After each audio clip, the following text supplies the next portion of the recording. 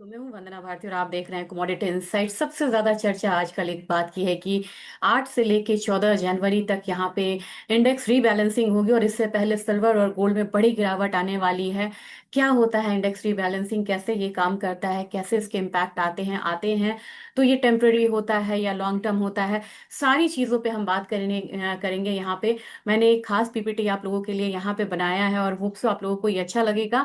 PPT थोड़ी यहाँ पे लंबी हो सकती है लेकिन आपको यहाँ पे पूरा इंफॉर्मेशन देने की मैं कोशिश करूंगी ताकि आपको जानकारी सही तरीके से यहाँ पे मिल पाए। तो सबसे पहले तो यहाँ पे पीपीटी ही शेयर करना चाहूंगी कि किस तरीके से हम ऑर्गेनाइज्ड वे में चले। Index rebalancing and its impact on commodities. अब इंडेक्स में यहाँ पे है क्या, आपको इंडेक्स पता है कि बहुत सारी कमोडिटीज या शेयर्स को मिला के हम यहाँ पे एक इंडेक्स बनाते हैं जिसमें कि एक्सपोजर जो होता है वो डिफरेंट कैटेगरीज में होता है। अब जब कमोडिटी इंडेक्स की बात होती है तो कहाँ पे आपको एक्सपोजर है, जैसे कि हम यहाँ पे ब्लूमबर्ग कमोडिटी इंडेक्स को ले ले तो आप देखेंगे कि 30% का एक्सपोजर लगभग यहाँ पे एनर्जी में है, इंडस्ट्रियल में 16% है, प्रेशियस मेटल में 19.5% है। ये वेल डिफाइंड होता है जब आप इसमें निवेश करने जाते हैं। वहीं अगर आप आएंगे कि यहाँ पे गोल्डमैन सैक्स का है तो यहाँ पे आप देखेंगे कि एनर्जी में जो मतलब कि जो एक्सपोजर है वो 53% है, यानी कि 50% से भी ज्यादा एक्सपोजर एनर्जी में है। तो यानी कि एनर्जी में जो भी मूव आएगी उसका ज्यादा असर इस कमोडिटी पे होगा, जबकि ये वेल डाइवर्सिफाइड है। तो ये वो लोग करेंगे जिनको एनर्जी में अपना वेटेज ज्यादा देना है, जबकि आप इंडस्ट्रियल में ले तो 12.7% है, प्रेशियस मेटल 6% है, ग्रेन्स यहाँ पे 11% है। और इस तरीके से आप देखेंगे कि 24 से 25 कमोडिटी को लेके जनरली इंडेक्स को बनाया जाता है। अब क्या है कि हम यहाँ पे निवेश क्यों करें, इंडेक्स में जरूरत क्या है। तो सबसे बड़ी बात है कि डाइवर्सिफिकेशन की जरूरत होती है। जैसे हम निफ्टी में निवेश करते हैं, हमें पता नहीं होता कि वो 50 शेयर्स कैसे हैं, लेकिन एक टॉप 50 को लेके बनाया जाता है। तो यहाँ पे भी इस तरीके से डाइवर्सिफिकेशन किया जाता है और सारे सेक्टर्स में हमारा एक्सपोजर होता है। तो यहाँ पे हम कहते हैं कि डिफरेंट स्टॉक्स बॉन्ड जैसे होता है, इस तरीके से कमोडिटीज को हम डिफरेंट वे में यहाँ पे निवेश करते हैं। दूसरी चीज क्या है, इन्फ्लेशन का हेज माना जाता है। बहुत सारे यहाँ पे जो लोग हैं वो बढ़ते हुए इन्फ्लेशन से परेशान होते हैं और कमोडिटी में जब आप निवेश करते हैं, चाहे वो गोल्ड हो या कमोडिटी हो, आपको बढ़ते हुए इन्फ्लेशन से आपको हेज देता है और आपके परचेजिंग पावर को यहाँ पे प्रोटेक्ट करता है। ये एक बड़ा कारण है।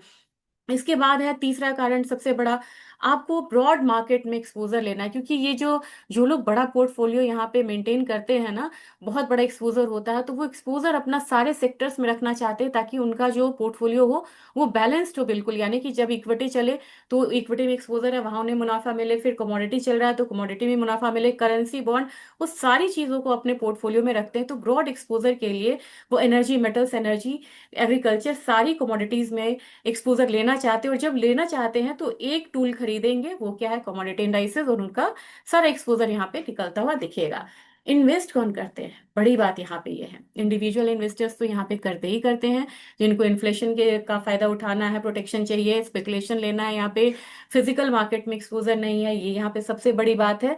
इंस्टीट्यूशनल इन्वेस्टर्स आते हैं, ये आप सबसे बड़ा पॉइंट समझ के चलिएगा। Mutual funds, pension funds, endowment funds, sovereign wealth funds, ये सब 100 बिलियंस में ये पैसे लाते हैं और इसको यहाँ पे डालते हैं। तो बहुत बड़ा पैसा यहाँ पे पूल होता है। आपको पता है कि पेंशन फंड्स कितना पैसा लगाते हैं, म्यूचुअल फंड्स कितना पैसा यहाँ पे लगाते हैं, वेल्थ मैनेजर्स लगाते हैं, फाइनेंशियल एडवाइजर्स लगाते हैं, और वो यहाँ पे डाइवर्सिफिकेशन करते हैं। इसके अलावा चौथा जो हमारा स्तंभ है वो कौन है, यहाँ पे हेज फंड्स और सोफिस्टिकेटेड ट्रेडर्स, जो कि फ्यूचर्स कॉम्प्लेक्स में डेरिवेटिव हाई रिस्क में मतलब कि जाते हैं और यहाँ पे निवेश करते हैं और एक्सपोजर लेते हैं। अब है आपको रीबैलेंसिंग, तो आपने देखा है रीवेटेज क्या होता है, रीवेटिंग होता है, रीवेटिंग, री इंडेक्स रीबैलेंसिंग होता है, एक री इंडेक्स रीवेटिंग होता है। दोनों में आपको अंतर समझना होगा, नहीं तो आप कंफ्यूज हो सकते हैं। इंडेक्स रीबैलेंसिंग यहाँ पे होता है।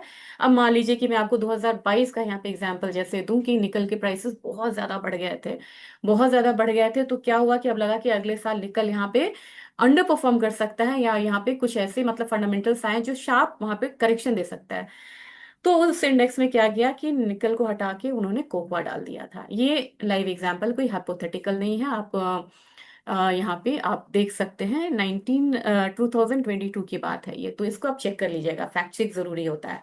इंडेक्स रीवेटिंग, इंडेक्स रीवेटिंग में क्या होता है कि हम परसेंटेज चेंज करते हैं, जैसे कि अभी हो रहा है ना कि चांदी ने यहाँ पे 150% का रिटर्न दिया, तो उसके वेटेज को हम यहाँ पे कम कर देंगे और ऐसी कमोडिटी में लगाएंगे जो यहाँ पे आप बेहतर रिटर्न देने के उसमें हो, या वो बैलेंस रिटर्न देने की कगार पे, क्योंकि ये पैसिव फंड्स होते हैं, ये हमेशा याद रखिएगा, ये एग्रेसिव नहीं होते, ये पैसिव फंड्स होते हैं यहाँ पे। तो ये अपना जो मतलब कि परसेंटेज है ना, उसको बड़े डिसिप्लिन्ड वे में मेंटेन करके चलते हैं मार्केट में। आगे बढ़ते हैं, टाइमिंग्स क्या है। अब आपको लग रहा होगा कि पूरे सोशल मीडिया पे छाया हुआ है कि इंडेक्स रीबैलेंसिंग हो रही है, ये 8 से हो रही है, मैंने तो यहाँ पे 9 लिखा है क्योंकि जनरली 9 से होती है। तो अब होता है कि 5 दिनों का होता है, बस इतना मान जाइए, थोड़ा आगे पीछे, लेकिन 5 दिनों से 9, 10, 11, 12, 13, मैंने 5 दिन लिया, यानी कि 5 दिन एक हफ्ते में रिबैलेंसिंग हो जाती है। लेकिन इसका अनाउंसमेंट कब होता है? इसका अनाउंसमेंट तो अक्टूबर और नवंबर में ही हो जाता है। यानी कि ये जो खबर है इन एडवांस आपको मिल रही है, तो कहीं ना कहीं ये मार्केट में आपको मतलब कि उसको लोग बैलेंस करते हैं इसके अकॉर्डिंग, कि रीबैलेंसिंग का जैसे न्यूज आ जाता है, अक्टूबर नवंबर के आर्टिकल उठा के देखिए, आपको ये रीबैलेंसिंग पता चल जाती है, उसके अकॉर्डिंग लोग अपने प्राइस को शिफ्ट करते हैं। एक मैंने एक्चुअल आपको यहाँ पे दिखाने की कोशिश करी है, ये ब्लूमबर्ग कमोडिटी एक्सचेंज इंडाइसेस है 2026 का, और ये करंट वेटेज है, और ये आपको इस बार का एक्सपेक्टेड जो उन्होंने वेटेज दिया है। अब आप देखेंगे कि एनर्जी में उन्होंने नेचुरल गैस में बढ़ा दिया, ब्रेंट में उन्होंने बढ़ा दिया, उन्होंने डब्ल्यूटीआई क्रूड में बढ़ाया है, डीजल में बढ़ाया, यानी कि ओवरऑल एनर्जी कॉम्प्लेक्स में जो कि अंडर परफॉर्म किया था लास्ट टाइम, उसको यहाँ पे बढ़ाया है। इंडस्ट्रियल मेटल्स में उन्होंने क्या करा है, कॉपर को बिल्कुल छोड़ दिया है। और क्योंकि कॉपर में आप समझ रहे हैं कि काफी ज्यादा मतलब कि अपसाइड है। कॉमिक्स कॉपर में उन्होंने क्या करा है, उन्होंने घटाया है यहाँ पे, क्योंकि बहुत ज्यादा प्राइसेस बढ़े हैं। फिर इसमें क्या किया, एल्यूमिनियम ने भी आउट परफॉर्म किया, यहाँ भी उन्होंने घटाया, यहाँ पे उन्होंने रखा है, मेंटेन करके रखा है, यहाँ पे आप देखेंगे तो मेंटेन करके रखा है, लेड में उन्होंने एक्सपोजर को बढ़ाया है। ओवरऑल एक बैलेंस था। लेकिन जब आप प्रेशियस मेटल में आते हैं, यहाँ पे हमारा कंसर्न और आपका कंसर्न है, जबरदस्त तेजी आई थी, और उन्होंने क्या किया है, एक्सपोजर जो हमारा 20% का था, उसको यहाँ पे उन्होंने 14.9% किया है। 20.3% था, उसको 14.9% किया है। और सिल्वर में हमारा 9.6% था, 3.9% इन्होंने इसमें करने की घोषणा करी। यहीं से पेच फंसा है। और यहाँ पे आप देखेंगे कितना मतलब कि आउटफ्लो जाएगा इस काउंटर से। तो ये आपको आउटफ्लो जा रहा है $6,813 मिलियन का, और इतना ही के करीब मान के चलिए सिल्वर में उन्होंने आउटफ्लो करा है। बढ़ाया कहाँ पे है, अगेन इन्होंने बढ़ाया है ग्रेन्स में, इन्होंने बढ़ाया लाइव स्टॉक में, इन्होंने बढ़ाया सॉफ्ट में। अब आप ये बात जान के चलिए कि जिसमें इन्होंने बढ़ाया है, फॉर द टाइमिंग उनके प्राइसेस बढ़ेंगे, और प्रेशियस मेटल में इसके प्राइसेस जो है कम होंगे। ओवरऑल देखा जाए तो बहुत ज्यादा डिटेल में अगर हम ना जाके क्रक्स देखें, तो 2026 में अगर आप देखेंगे तो एनर्जी का फ्लो यहाँ पे 2026 का नेट में यहाँ पे दूसरे मतलब इंडेक्स का है, ये सेलिंग का है। मेटल्स में इन्होंने मतलब यहाँ पे, तो ओवरऑल क्योंकि इसमें मेटल्स में आपको मतलब बेस मेटल, मेटल्स, बुलियन सारे ही आ जाते हैं, तो ओवरऑल यहाँ पे एक बाइंग है। लेकिन सॉफ्ट में इन्होंने अपना बाइंग एक्सपोजर बढ़ाया है, ग्रेन्स में यहाँ पे एक्सपोजर को कम किया है, लाइव स्टॉक में एक्सपोजर को बढ़ाया। ये मैंने दूसरे एक्सचेंज का एक एग्जांपल दिया। तो इस तरीके से वो री बैलेंसिंग करते हैं। अब यहाँ पे क्या है कि जब आप देखेंगे, given the outperformance of bullion this year, current prices and weight suggest that rebalancing could involve, यहाँ पे है 11,000 लॉट्स ऑफ कॉमिक्स गोल्ड का जो है ना, ये यहाँ पे इतना आपको खत्म हो सकता है पोजीशन, जबकि इतनी पोजीशंस जो है वो जा सकती हैं आपको सिल्वर में। और ये ओपन इंटरेस्ट का कितना है, 3%, ये ओपन इंटरेस्ट के, सिल्वर के ओपन इंटरेस्ट का है 9%, यानी कि एक नीजर रिएक्शन तो आएगा। अब आप यहाँ पे रीबैलेंसिंग जो है, आपको पता है कि ये रोबोटिक एक मतलब तरीके से यहाँ पे काम होता है। इसमें हम मतलब सेंटिमेंट्स को नहीं डालते, और बड़े डिसिप्लिन वे में जो वेटेज है उसको हम मेंटेन करते हैं। अब आपको यहाँ पे है कि उनका एक नीति है कि sell the excess to return their target weights. अब वहां पे सेल द एक्सेस, यानी कि सिल्वर ने बहुत ज्यादा आउट परफॉर्म किया, 150% का गेन था। अब यहाँ पे उनका एक्सपोजर बढ़ चुका है, तो वो सिल्वर को कम करेंगे, डंप करेंगे। और यहाँ पे मतलब हो सकता है कि 9.6% से वो घटा के यहाँ तक करे, नीचे तक करे, 1.5% तक। इतना आपको मतलब जो बिलियन का डॉलर है, मतलब जो इतने बिलियन का जो फंड है, वो आउटफ्लो होता हुआ आपको दिख सकता है। मास सेलिंग आपको आ सकती है, लेकिन आपको मास सेलिंग नहीं आएगी, बहुत मतलब कि सेलिंग आएगी तो वो टेम्पररी सेलिंग यहाँ पे हो सकती है। तो मार्केट आउटलुक क्या बोल रहा है शॉर्ट टर्म में, कि टेक्निकली एक प्राइस ड्रॉप आपको होगा, लेकिन लॉन्ग टर्म में आपको जो मार्केट जो है जैसी है वैसे ही काम करेगी, क्योंकि इसके फंडामेंटल्स में कोई भी चेंजेस नहीं है। अब यहाँ पे अगर थोड़ा सा अगर मैं इसको मतलब देखूं कि किस तरीके से है, तो प्राइम प्राइस कॉन्टेक्स्ट क्या है, बहुत ज्यादा हाई है।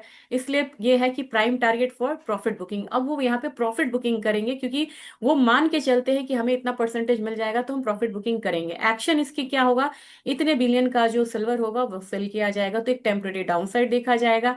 रीजन क्या है, रीजन है इंडेक्स रीबैलेंसिंग। और इसके बाद ये कहा जाता है कि ये मतलब बुरा नहीं है, ऐसा नहीं है कि सिल्वर का अब यहाँ पे फंडामेंटल्स चेंज हो गया। इट्स जस्ट मैथ्स, ये मैथ्स है उनके लिए। स्ट्रैटेजी क्या है, वोलेटिलिटी एक्सपेक्ट दिस वीक। अब यहाँ पे पूरे हफ्ते आपको थोड़ा सा वोलेटिलिटी रहेगी और गिरावट पे आपको आने वाली है बाइंग अपॉर्चुनिटी। अब मैटर क्या करता है, मैटर करता है कि क्यों ये मैटर करता है, क्यों ये मैटर नहीं करता है, क्योंकि बहुत सारा कंफ्यूजन आप लोगों के दिमाग में है। बहुत लोगों ने यहाँ तक कहा कि अब तो सिल्वर यहाँ से बिल्कुल गिर जाएगी। डजेंट मैटर, क्यों करता है, क्योंकि हम मैंने आपको बताया कि अक्टूबर नवंबर में ही बता दिया जाता है कि यहाँ पे रीबैलेंसिंग में कौन चीज घटेगा, कौन चीज बढ़ेगा, कौन इसमें आएगा, कौन इसमें से जाएगा, नहीं कौन सी कमोडिटी जाएगी, कौन सी कमोडिटी आएगी। ये वेल डिफाइंड है आपको कब, अक्टूबर नवंबर महीने में। तो आपके पास 2 महीने का पूरा पूरा समय होता है जब आप इसके अकॉर्डिंग अपने पोजीशंस को संभाले। और जो बड़े ट्रेडर्स होते हैं वो इतनी बड़ी न्यूज को देख के चलते हैं। न्यू टाइप ऑफ ऑर्डर्स यहाँ पे है, न्यू टाइप ऑफ ऑर्डर्स में बड़े सारे ऑर्डर्स होते हैं इंटरनेशनल मार्केट में, जो बंद मार्केट में भी यहाँ पे वो ऑर्डर्स को प्लेस करते हैं। तो लाइव मार्केट में अगर ज्यादा नहीं होता है तो इसका मतलब थोड़ा सा इम्पैक्ट जो है वो कम हो जाता है। वाई इट मैटर्स, ये मैटर क्यों करता है, क्योंकि ये क्या करेगा ना, इंक्रीज ऑफ ट्रेडिंग वॉल्यूम और डिक्रीज ऑफ ट्रेडिंग वॉल्यूम। आप जिस चीज में आपका एक्सपोजर बढ़ रहा है उसमें आपकी ट्रेडिंग वॉल्यूम बढ़ेगी, और यहाँ पे एक फॉर द टाइम बीइंग आपको ट्रेडिंग वॉल्यूम और ओपन इंटरेस्ट पे यहाँ पे फर्क आएगा। दूसरा है मार्केट सेंटिमेंट्स, जिसको हम यहाँ पे भी झेल रहे हैं कि सिल्वर जो है बहुत ज्यादा गिर जाएगी।